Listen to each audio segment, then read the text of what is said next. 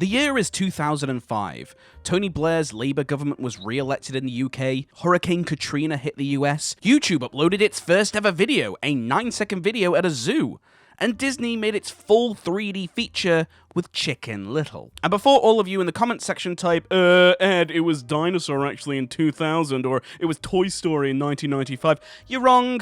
Toy Story was Pixar, which by my standards is a completely different company, especially at the time, and Dinosaur used a mix of 3D and real-life backgrounds, so it wasn't fully 3D animated. But 2005 was a huge game changer in the world, and if you look at animation, you can see it was very much doing the same. And so today, I'm going to tell you how Chicken Little changed Disney. If you enjoyed animated films just like I do, make sure to subscribe to the channel. I do weekly videos on all things animation, so make sure you're hitting like and subscribing. Production for Chicken Little started in 2001, with the original character being a paranoid female character, and it would have been voiced by Holly Hunter, someone who you might know as Mrs. Incredible from The Incredibles. The film was produced by Mark Dindal and pitched the idea to Michael Eisner, who suggested that they change the lead character to a male, as he thought that girls will see a film with a male protagonist, but boys won't see a film with a female protagonist. Yeah, say that to Inside Out, Moana, and Frozen. He's out of line, but he's right. While this kind of thinking does seem stupid by today's standard,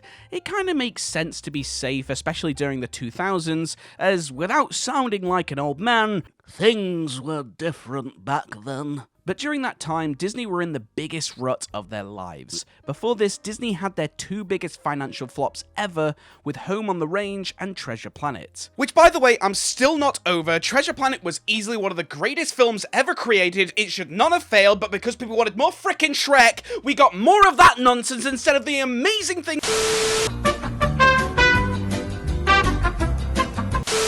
But Pixar were well in their prime, giving us The Incredibles and Finding Nemo, and DreamWorks had just been getting started, with Shrek being the powerhouse that it was. Shrek 2 was coming out just the year before, and what did both these companies have in common? They both used 3D animated technology to make their movies, whilst Disney still used traditional 2D drawn animation. It was clear that animation was changing, and Disney needed to get on that wagon or get left behind. It's not just that the animation was changing, with DreamWorks giving us celebrity casting in roles and giving us pop culture galore references in films, it's no surprise that Chicken Little was made the way it was. And a lot of 3D animated Disney movies have this very modern style of storytelling. Chicken Little is a film that I'd actually never seen before until talking about it for this video. And while this film isn't anything to go crazy about, it's a film that really was the spark that made Disney switch up their style. After this film, they made 3 more 3D animated movies with The Wild, Meet the Robinsons, and Bolt. I'm not counting A Christmas Carol with Jim Carrey, as that was a motion capture performance, and it was a collaboration with Image Movers Digital. Then they did one final 2D drawn animated film with Princess and the Frog before making the full switch to 3D. And Chicken Little is just a pure mix of all these things you see in modern animated films. 3D, pop culture references, and so many celebrities in roles, big and small. Patrick Stewart is in this movie for literally one scene. And it doesn't stop there. The cast include Adam West, Joan Cusack, Gary Marshall, Catherine O'Hara, Fred Willard, the list goes on. This entire film is like an answer to what seemed like at the time the audience wanted in an animated movie. If Shrek is a film that was a reply for everything anti-Disney, Chicken Little is Disney's reply for DreamWorks to show that they can, I guess, try and be modern? Or at least they tried. Even the way this film opens up is trying to not be like a classic Disney film, with it poking fun at all the classic tropes of the Once Upon a Time, opening a book, even going so far as to have this. I got it. Here we go. Here's how to open a movie. No, I don't think so. It sounds familiar, doesn't it to you? You know what, I can't deny that's actually pretty funny. But after watching the whole movie, you realize Disney were being fully serious about leaving the behind in the past. Wait, that's not right. It's, you gotta put your past behind you. See, even I can't go too far without quoting some Lion King. If you're enjoying this type of content, why not subscribe to the channel, as it really helps me out. I do weekly videos on animated movies, news from everything animated going on, and subscribing and liking the video really helps me out massively. Anyway, back to the video. But with every frame of this film, you feel Disney slowly leaving behind their legacy. Disney selected 50% of its staff to go through an 18-month training program at ILM in order to get them trained in 3D drawn animation, which you can really feel in this movie, as not only is some of the animation really incredibly jarring, but the way they animate some of their characters feels really off and out of place. Animation in 2D is done much different to 3D, given how you don't have to animate as much due to the 3D aspect essentially not being present. So when Chicken Little falls from the glass like something from a Tom and Jerry cartoon, it would work in 2D, but looks very weird and off-putting in 3D. The way a lot of these characters move is under-animated due to not being necessary in 2D. If you look at old 2D drawn animations movement, it's exaggerated and underdone to create more caricature and personality. But in 3D, you have more references to go off, so seeing these characters move just kind of feels off.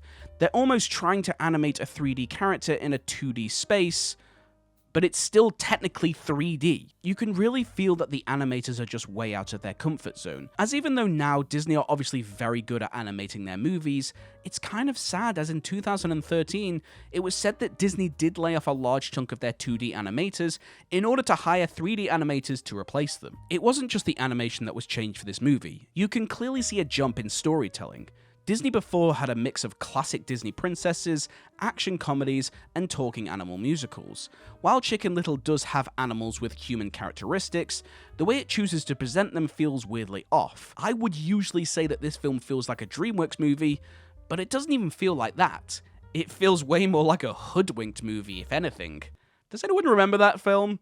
That is definitely a fever dream. Hell, I've never seen this movie before, and even then it just feels like an absolute fever dream. Like, did this film actually exist? But it has all those small nuances, to its sense of humor, to oversized proportions of characters, and a strange plot of aliens being involved by the end.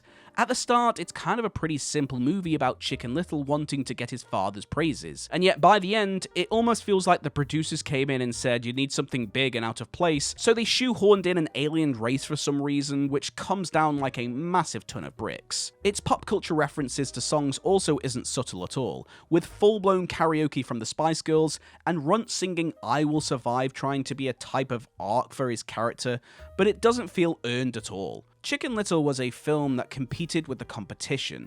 Even at the time, Disney were at the end of their contract with Pixar, stating that if Chicken Little was unsuccessful, it would have allowed Pixar to argue that Disney couldn't make any more CGI films, obviously leaving that job up to Pixar.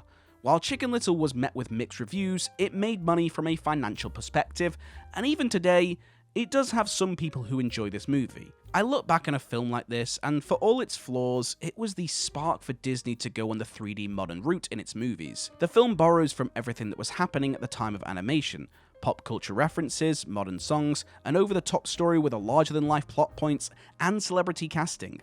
I can't help but think what would have happened if this film had gone bad. I do think that Pixar would have been better off without Disney lurking over them. But also, how would have Disney gone?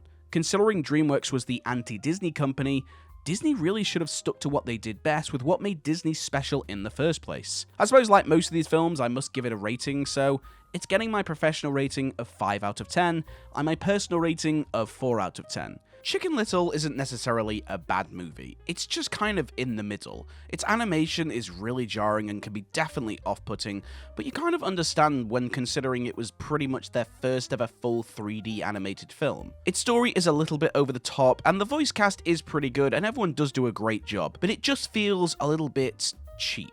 But you know that they definitely had the budget for this movie, they just didn't necessarily know what they were doing. So it's kind of hard to slate this movie considering, you know, what it was. If Shrek was a film that changed animation forever, it was Chicken Little that changed Disney and sparked the ongoing war of what we consider an animated movie to be. Who would have thought that one film could have changed a generation in animation?